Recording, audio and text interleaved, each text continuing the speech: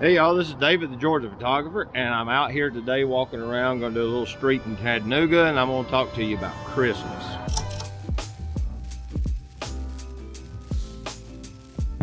Look at this.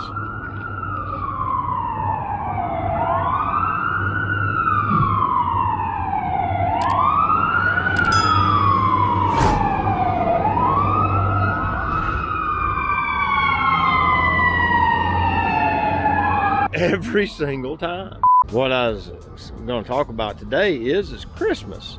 You know, here we are at the Christmas season, and I've been watching videos, and I've noticed a lot of people are talking about why should you choose this brand over that, and why would you pick this brand because of that, or the classic, why would you pick Leica at all? And I was thinking, what about employing your camera for something interesting during the holiday season and come up with something that made more sense than just 5 ways to use your camera better in 2024.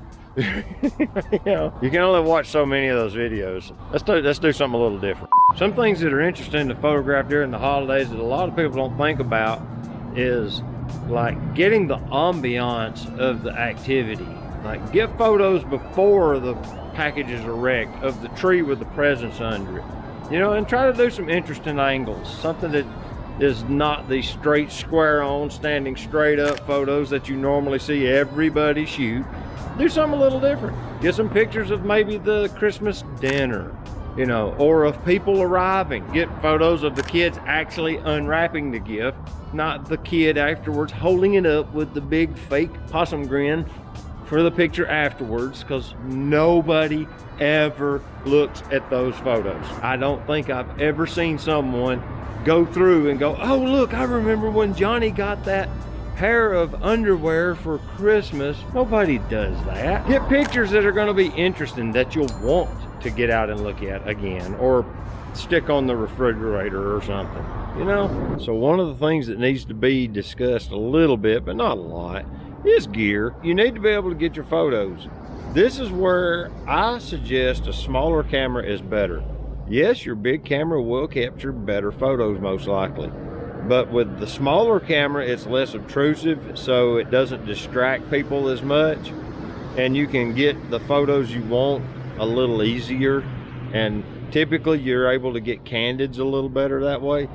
So I would recommend something like a crop center smaller camera, like a little Fuji X-T3 like I had, a Nikon Z50, anything like that. You know, my little Leica CL is a good option here. I would run a prime lens mainly. You can run a zoom if you want. The little kit lens that comes with the Z50 would probably be just fine.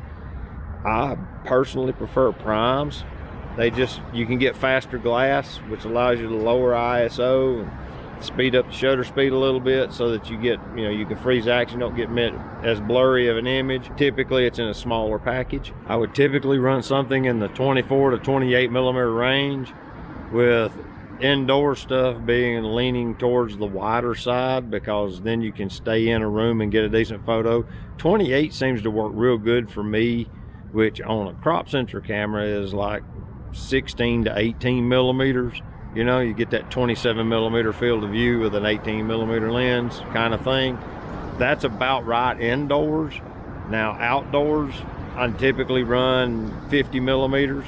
You know, that's about a 35 on a crop center camera. And it allows me to get the photos that I want of an event.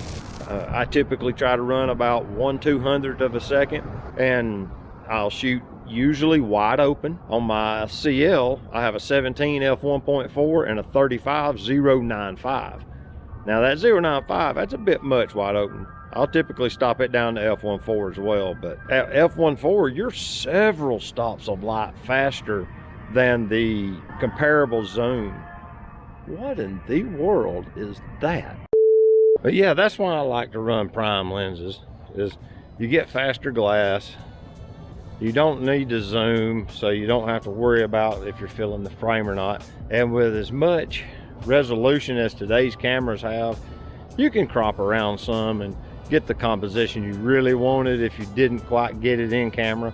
It's a thing. If you want to keep your holiday season camera, high quality but yet simple to use so it doesn't burden you down, I suggest a small crop sensor camera with a nice little prime, and that's what I wanted to talk about today. And until next time, this is David, the Georgia photographer. I'm gonna tell you to get your camera out and go take a picture with it.